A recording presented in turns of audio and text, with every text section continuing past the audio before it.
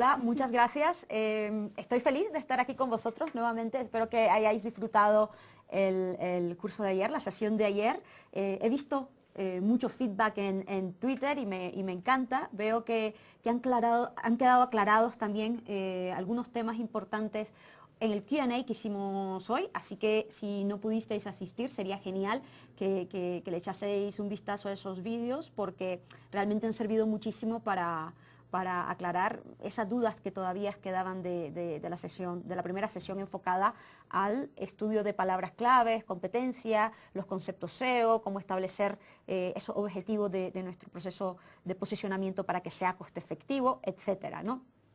El día de hoy, lo que comentaba ayer, nos vamos a enfocar a lo que es el análisis y el SEO on-page, todo lo que tiene que ver con la estructura, la base técnica y el contenido, es decir, lo que vive en nuestro sitio, ¿no? Que se puede considerar el segundo paso o el paso siguiente que necesitamos ejecutar o debemos ejecutar una vez que hayamos hecho este estudio de palabras clave, una vez que tengamos claro cuáles son esos términos que queremos atacar, cómo está posicionada mi competencia, cómo debo de priorizar el ataque hacia esos términos importantes dentro de mi estructura, con qué tipo de contenido, con qué formato, qué productos me generan más rentabilidad y por lo cual yo quiero también priorizar. Una vez que tenemos claro esa matriz que hemos generado, vamos a comenzar con esta parte del proceso.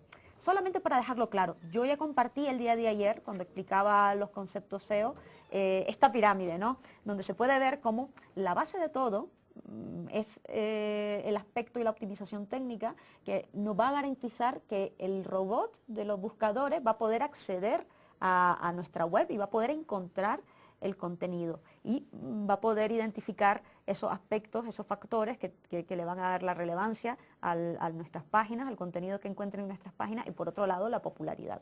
El día de hoy nos vamos a concentrar en ver los aspectos que se detallan en la zona roja, ¿no? que tiene borde rojo, todo lo que tiene que ver con rastreabilidad e indexabilidad, la optimización técnica y la relevancia del contenido, que es la optimización y la creación de contenido altamente relevante que conecte con el interés del usuario y que ataque el posicionamiento de estas palabras clave que ya hemos identificado en un inicio.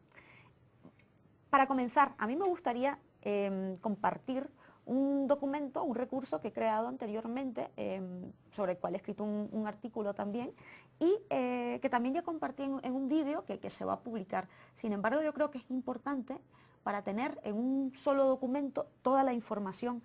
Voy a compartiros esta URL, porque aquí tenéis la infografía que también podéis descargar directamente, y la podáis ir viendo. Aquí la tenéis, espero que la veáis ya. Entonces, lo que se busca incluir en esta infografía son todos los factores homepage de los que vamos a hablar hoy, casualmente, y por eso me gustaría que lo tuvieses en cuenta, y que tienen que ver con la optimización on-page. Y son esos criterios que vamos a tener de referencia cuando elijamos una plataforma, un CMS, un template, etcétera, etcétera, para nuestra web, ¿no? Entonces, como vemos, por un lado están los aspectos que tienen que ver con la rastreabilidad y la indexabilidad, que el contenido se pueda encontrar fácilmente, que se muestre el mismo contenido tanto al robot como a los usuarios, que las URL sean amigables. Ya lo vamos a ver todo esto en mayor detalle en esta clase, que se permita categorizar de forma jerárquica el contenido, que nos permita configurar las etiquetas canónicas y redirecciones para dejar bien especificada la canonicalización de la web y evitar problemas de duplicación de contenido, que permita configurar la búsqueda interna, que permita también configurar el robot TXT, el MetaRobot. Vamos a ver que estos elementos nos van a ayudar para que el robot de los buscadores acceda o no a ciertas áreas o a cierto contenido de mi sitio, y nosotros lo vamos a utilizar para dejar especificado qué contenido queremos que se rastree, que se indexe, que se tome en cuenta y cuál no. La generación de sitemaps, las paginaciones, que sea amigable para móviles también, multidispositivo, que permita la internacionalización en algún punto. Hoy dejé grabado también un vídeo sobre SEO internacional, cómo podemos atacar destacar distintos países, distintos idiomas y las buenas prácticas relacionadas con ellos, las buenas prácticas también de navegación, que sea rápido, que cargue rápido, que permita también configurar correctamente los errores con el HTTP status correcto, etcétera, etcétera, que también permita la optimización de la relevancia de nuestras páginas, los títulos, las metadescripciones, las etiquetas de encabezado, el especificar el marcado estructurado con esquema, la optimización de las imágenes y los vídeos. Entonces, si os fijáis, aquí lo tenéis todo. Esto lo vamos a ver ahora. Prácticamente estoy resumiendo todos los puntos que vamos a tocar y lo que sucede, que como podéis ver, estos son criterios genéricos, es un checklist bastante genérico. También quiero compartiros otro pequeño documento que os va a venir bien, que después lo vais a ver directamente en el slide, que voy a compartir después de este primer break, para que lo tengáis y vayamos en conjunto, que es un checklist con todos estos aspectos que podíais ver antes desde un punto de vista de SMS, ahora más priorizados con el nivel de relevancia que usualmente tienen y de importancia que usualmente tienen en el posicionamiento de nuestras webs. Entonces ahí tenéis, por ejemplo, en este checklist que bueno, lo primero es mostrar, que se muestre el contenido, que el contenido sea accesible por parte del robot. Después que se muestre el mismo contenido tanto al robot como al usuario, ya que de lo contrario podemos caer y tener problemas de clocking y llegar a ser penalizados, ¿no? Por no cumplir las buenas prácticas del buscador, verificar que el estado HTTP de nuestras páginas sea el correcto, que si queremos que sean indexables, pues no estemos mostrando un 404 o una página de error, porque las páginas de errores no se indexan, etcétera, etcétera, etcétera. Esto también lo vamos a ver todo hoy, pero también quería comentaros que vais a tener este checklist aquí, esta referencia que podéis utilizar, y aquí lo importante es algo, más allá del checklist, y vais a ver que también os voy a compartir ahora un recurso que está publicado, que lo creó Annie Cushing, que es genial, que tiene y que está actualizando todo el rato, que es un Google Docs con todos los criterios que se pueden tomar en cuenta en una auditoría SEO. Más allá de los factores que verificamos y validamos, y voy a compartir también las herramientas con las cuales podemos verificarlo fácilmente, está las preguntas que nosotros hacemos sobre los mismos, ¿vale? Porque muchas veces, vale, verificamos que existen unas redirecciones, verificamos que existen unas páginas de errores, que existe contenido duplicado, está bien. Lo importante son las preguntas que nosotros hacemos. ¿Con qué página de estos documentos o de estas URLs duplicadas son con las que yo me quiero atacar o con las que yo quiero indexar? ¿Cuáles son más importantes desde un punto de vista de posicionamiento y las que tienen un rol desde un punto de vista de la conversión? ¿Cuál es este otro texto que yo tengo aquí debería de ir en cada una de las páginas? ¿Qué tipo de página yo debo de redirigir y qué tipo no me interesa redirigir y directamente se deben de dejar de rastrear? ¿En qué momento yo quiero no indexar áreas completas de mi web para las cuales no es posible generar contenido único y relevante y que simplemente no quiero que se indexen y que puedan penalizarme por ellas en algún momento, ¿no? Entonces, más allá de detectar, vamos a recoger los datos, pero son las preguntas que nos planteamos acerca de estos datos que finalmente van a hacer la diferencia y que van a generar acción. Y ese es el objetivo siempre de cualquier proceso de auditoría, identificar los problemas, hacer las preguntas adecuadas de esos problemas para, en base a ello, desarrollar recomendaciones priorizadas, muy personalizadas de cara a cada web, ¿no? Por eso es cierto, están muy bien los checklists, están muy bien los validadores, pero al fin y al cabo es esta capa humana, se puede decir, y que nos da ese know-how y que finalmente termina generando la acción o no y priorizando las acciones para que sean más costo efectivas. Os voy a compartir después un post que yo hice y que se publicó la semana pasada en Search Engine, donde hago ciertas preguntas muy enfocadas a la acción cuando estamos haciendo auditoría SEO para que realmente nuestra auditoría sea efectiva y que genere los cambios necesarios, ¿no? para nuestra web. Otra cosa importante, que ayer os comenté también. Hace alrededor de una semana se publicó el estudio de Moz de los factores de posicionamiento, ¿no? Entonces, aquí podemos ver, podéis ver en la pantalla, pero me encantará irme directamente a la web para mostraroslo y echar un vistazo rápidamente a algo que es bastante evidente. Se habla muchísimo de qué factores realmente son los que influyen, qué factores no compensan modificar de nuestra web y no vale la pena modificar porque son triviales, ¿no? Al fin y al cabo, ojo, hay que estar claros que todos estos estudios que se hacen, por un lado, son opiniones de especialistas. El estudio de Moz se divide en dos partes: el survey que recogen de especialistas, en los que yo, por ejemplo, tuve la suerte de poder participar. Fue un gusto el poder hacerlo. Y por otro lado, los estudios de correlaciones que ellos hacen. Ellos tienen gente, computer scientists, que recoge datos, que analiza datos, que identifica las correlaciones. Hay algo muy importante: correlación no implica causalidad. Una cosa es que se identifiquen que ciertos factores y ciertos elementos siempre se encuentran en las páginas que están mejor posicionadas, y otra cosa que sean esos factores los que finalmente hagan que se posicionen bien. Un ejemplo: normalmente las páginas que se posicionan bien son páginas que tienen muchos tweets, muchos retweets, muchos likes, que son muy populares en las redes sociales. ¿Por qué? Porque tienen mucha autoridad, porque se están posicionando bien, tienen muchas visitas. Entonces, como consecuencia, mucha gente entra, mucha gente la ve y la comparte. Pero no significa que porque se retuitee mucho o le hagan muchos likes a esas páginas, se va a posicionar mejor necesariamente, porque hoy lo dejé aclarado al mediodía: las señales sociales ahora mismo no son tomadas en cuenta como los enlaces o como un factor de posicionamiento por Google ahora mismo. Eso quizás cambie en un futuro, seguramente va a cambiar en un futuro, pero hoy por hoy no lo es. Por lo cual, si vemos que en algunos de estos estudios vemos señal social o muchos likes o muchos más unos, etcétera, etcétera, acordémonos, es correlación. Correlación no implica causalidad. Eso es algo muy importante a tomarlo en cuenta. Y cuando veáis este documento, que espero que lo veáis ahora cuando tengáis un poco más de tiempo, después del curso, mañana, cuando tengáis más momento de analizarlo, vais a ver que muchísimo todavía de los elementos que se toman en cuenta son bastante fundamentales y relacionados con la relevancia. Por ejemplo, el número de palabras clave que hacen match con la consulta, con la búsqueda en el texto del body, del cuerpo del documento.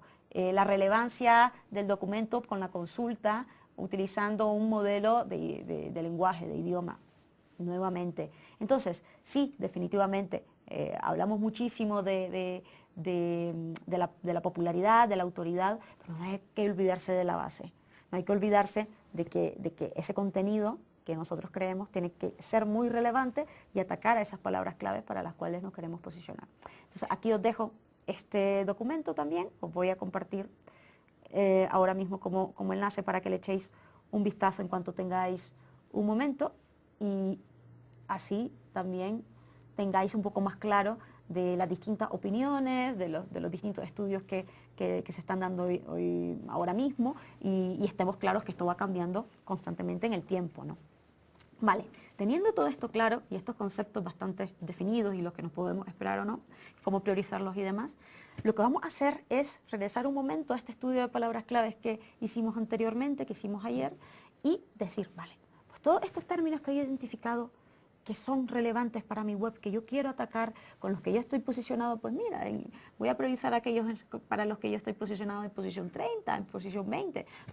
Quizás voy a también comenzar a optimizar para aquellos que son muy relevantes y que son muy populares y que yo ya estoy posicionado en la posición 50. Quizás va a costar un poco más, van a ser un objetivo a largo plazo, no a corto plazo, pero también lo voy a comenzar a tomar en cuenta. Una vez cuando ya tengamos eso, ¿qué hacemos?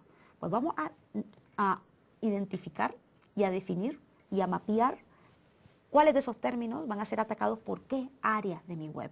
Es algo fundamental. No podemos pretender posicionar para una palabra clave para la cual no tenemos contenido relevante. Entonces, lo primero es garantizar que tenemos una categoría, una página, un área de mi sitio que es relevante hacia esos términos, que son relevantes hacia esos términos. Entonces, lo suyo es que cojamos el listado de palabras clave, el documento de palabras clave, y que tengamos un mapa de nuestra web. Yo soy muy visual, me encanta crear sitemap. Yo estoy creando sitemap y es una de las cosas que yo hago siempre con las webs de mis clientes. Si son sitios, especialmente, si son sitios enormes, grandísimos, de millones de páginas, dejar definidas cuáles son las categorías principales, cómo se enlazan entre ellas, si tienen categorías hijas, si las categorías hijas son, quizás tienen distintas localizaciones, etcétera, etcétera, ¿no? Entonces, es muy bueno ver visualmente cómo está organizado el sitio, porque nos permite hacer esta actividad, por ejemplo, más fácilmente. Aquí podemos también identificar si yo tengo 2 categorías o 3 categorías o 4 categorías o muchísimas páginas atacando hacia los mismos términos.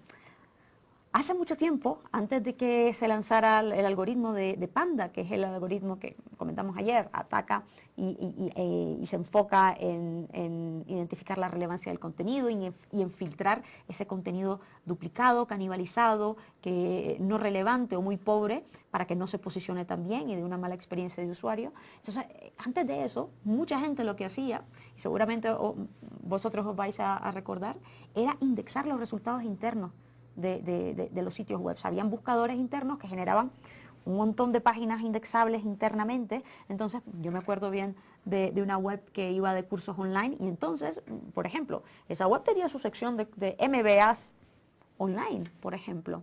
Tenía categoría MBA online en Barcelona, en Madrid, en el DF, en Bogotá, para cada una de las localidades. Y muy bien, cada una de esas páginas se enfocaba a posicionar las palabras claves.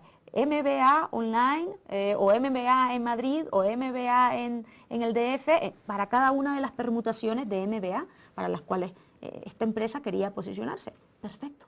Pero adicionalmente tenía un buscador interno que cada vez que alguien buscaba iba indexando esas páginas que se iban creando, que era contenido dinámico. Entonces se generaban una cantidad, millones de URLs, y para cada URL, para cada consulta que hacía el usuario, iba indexando una página distinta. Entonces ahí podía encontrar contenido y páginas indexadas para MBA Online 2015, MBA en Bogotá 2015, MBA en Bogotá barato 2015, MBA en Bogotá caro o premium o executive.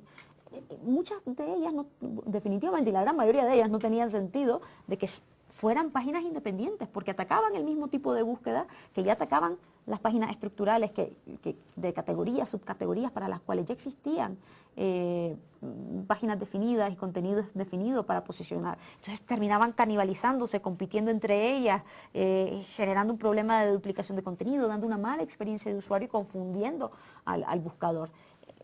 Eso ha terminado. El Panda prácticamente se enfoca en filtrar este tipo de páginas, en dejarla de tomar en cuenta, en eliminar el posicionamiento. Entonces, ahora nos vemos, por decirlo así, obligados, y es un must tener una arquitectura de este tipo. Habían sitios que lo hacían a propósito, ojo, este tipo de configuración para así maximizar y posicionarse para cada tipo de permutación fácilmente, sin tomar en cuenta de que hoy por hoy, es cierto, yo me quiero posicionar para todas las permutaciones relacionadas con mi keyword, con mi palabra clave principal, pero si es un color distinto quizás, o si es una fecha distinta, pues quizás es la misma landing page que yo voy a balancear para que sea también relevante para ese tipo de términos. Si no tengo un contenido totalmente diferente para esa palabra clave específica, pues seguramente no me va a compensar crear una página, porque va a ser muy difícil crear contenido totalmente nuevo y no duplicado para esa URL independiente, ¿no? Entonces, son cosas que hay que sopesar. Como lo decía, al fin y al cabo depende mucho del modelo de negocio, de los recursos existentes en la web, y es por eso que nos tenemos que hacer esas preguntas que os comentaba antes en base a lo que vamos identificando, ¿no? Pero de base, indispensable, fundamental, hacer este mapeo. Mis palabras clave van con estas categorías, con estas áreas de mis sitios, y es ahí donde vamos a identificar, como en el ejemplo que vimos ayer, pero si este sitio web quiere comenzarse a posicionar para persianas de salón y no tiene una sección o una página específica hablando de salón, es muy difícil que se posicione con la página genérica de persianas. Ahí sí necesita una específica de persianas de salón.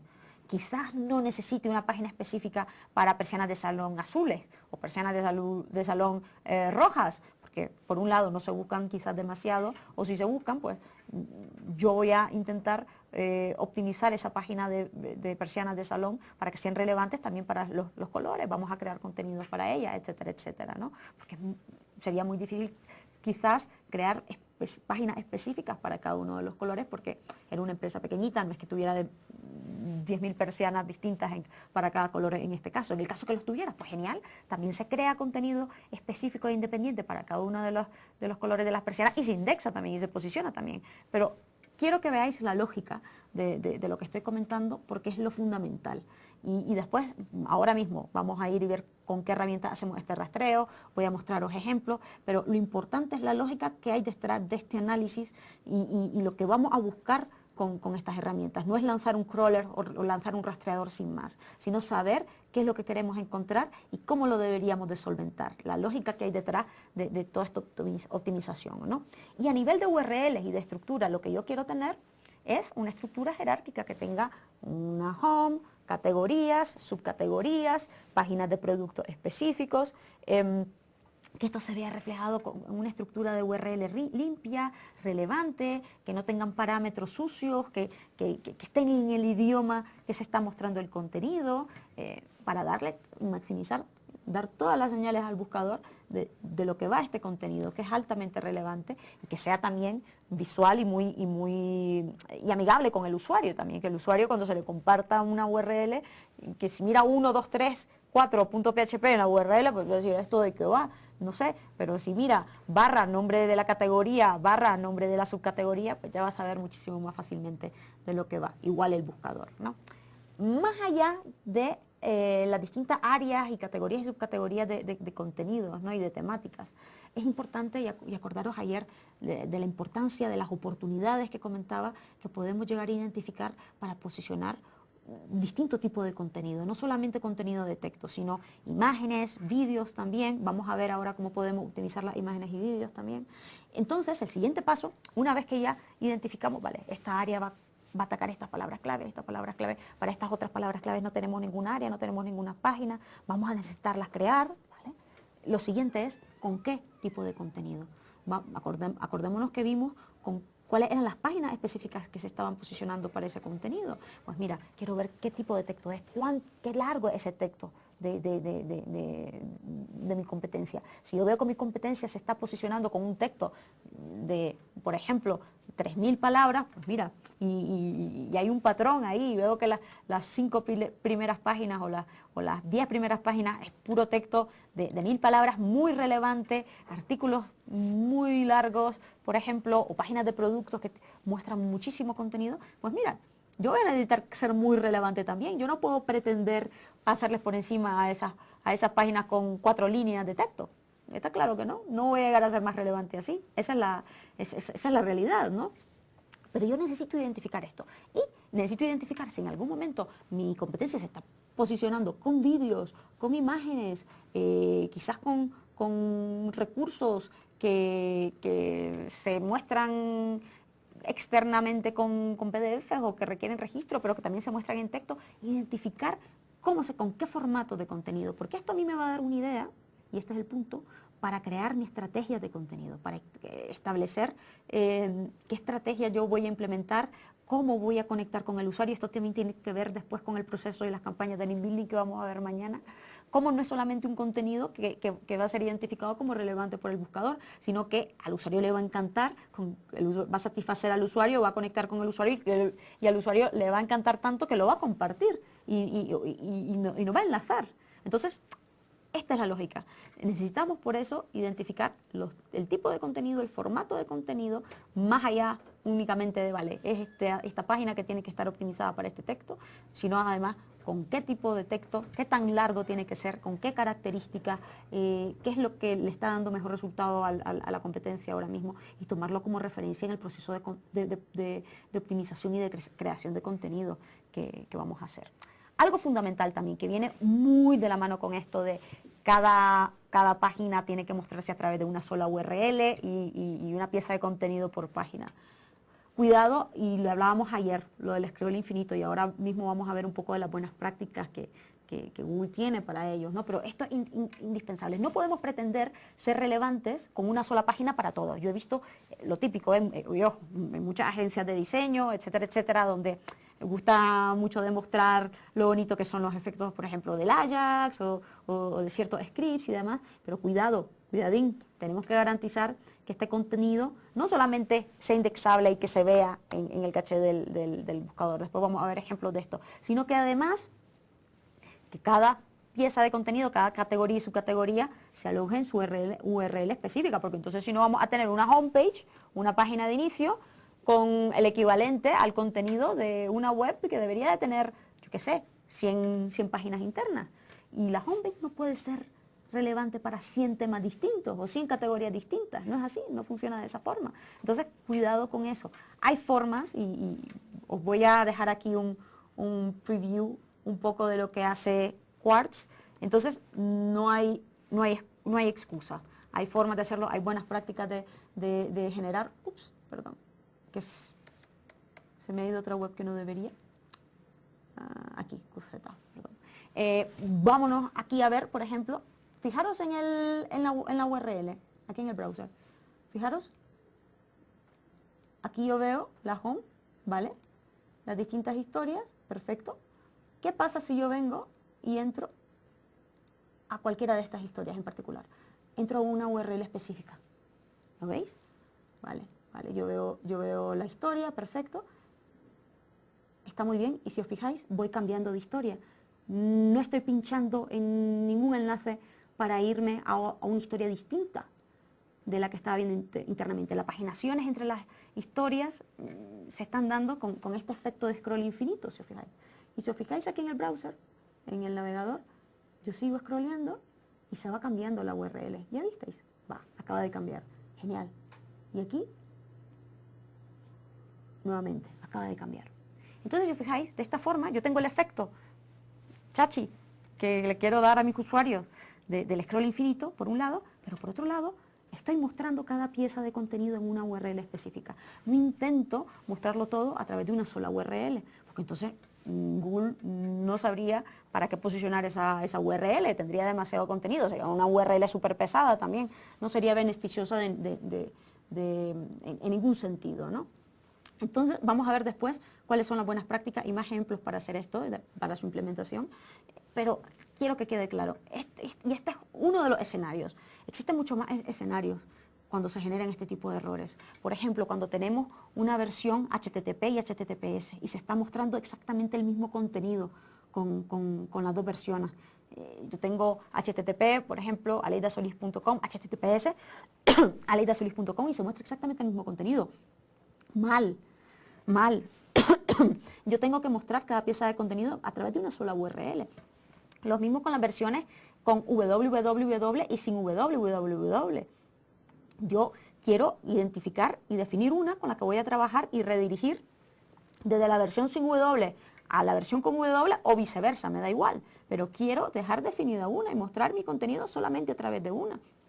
Lo mismo con las URLs que muestran exactamente el mismo contenido con mayúsculas y con minúsculas, en vez de redirigir una a otra. De hecho, estaba viendo un poco de los ejemplos que me habíais pasado anteriormente y veía algunas webs que son populares en distintos países y entonces estaba probando, vale, si le quito la barra al final de la URL, veamos si redirige como debería de ser a la URL principal a la que está enlazada con una redirección 301, que es la redirección que va a transferir la popularidad y la correcta para implementar en este caso. Pues sí que ocurre. ¿Y qué pasa si yo aquí pongo, si pongo mayúscula en vez de minúscula?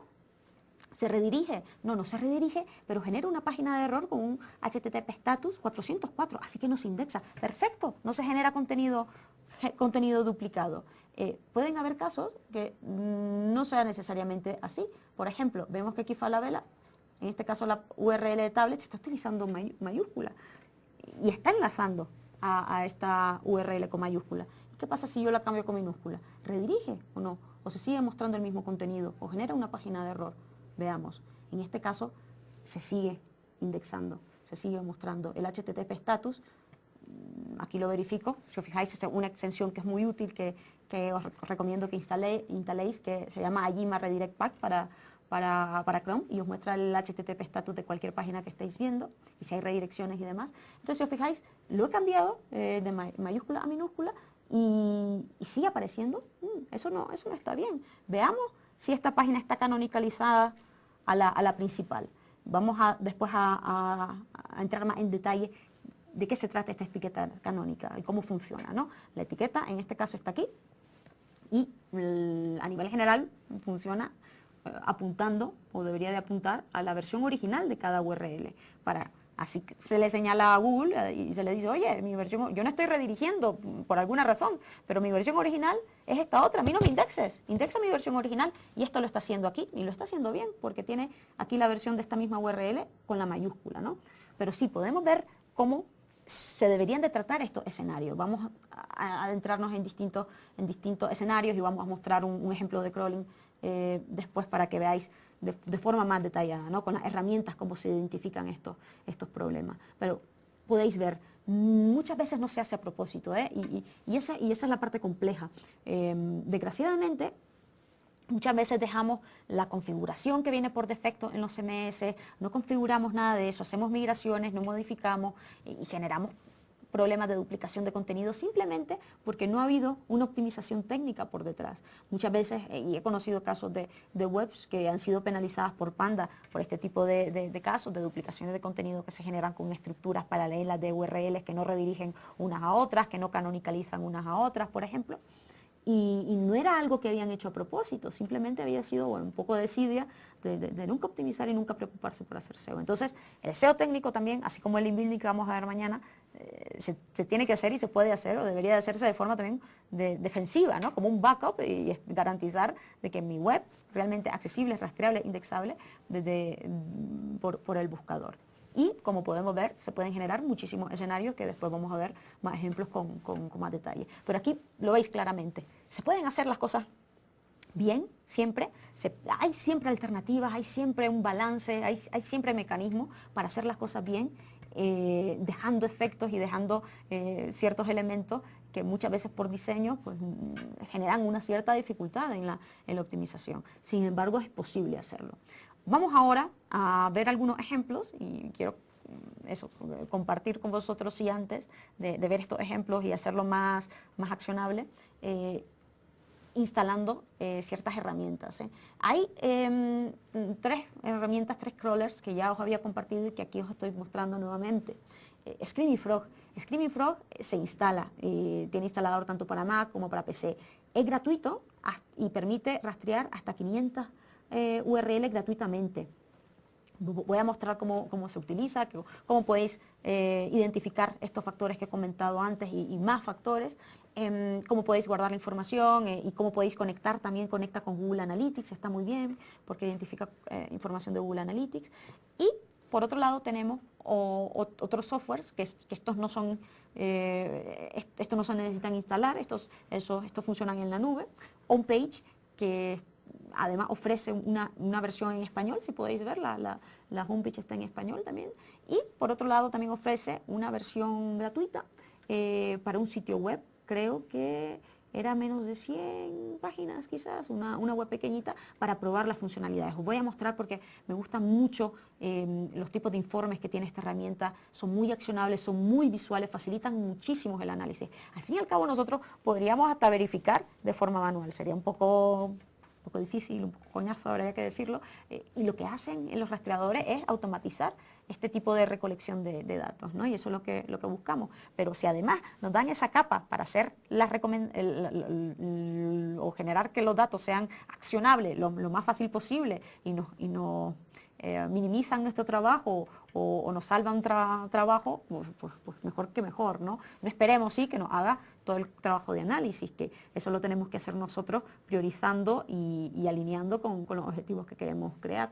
Y por último, DeepCrawl. DeepCrawl es un rastreador que es más nivel empresarial, más nivel enterprise. Cuesta un poco más, pero vamos a ver el tipo de gráficos y de informes que me da DeepCrawl, que vais a ver que también están un poco más elaborados y más enfocados a un entorno empresarial, ¿no? Todo está en dependencia de los tipos de clientes que tengáis. Si tenéis clientes pequeños, pues podéis comenzar perfectamente con Screaming Frog, sin problema. Si tenéis clientes más grandes, clientes, por ejemplo, e-commerce, que tienen millones de páginas, etcétera, etcétera, pues vais a necesitar una combinación. Yo, hoy por hoy, y os voy a mostrar, es que yo uso los 3. y para validar, para verificar.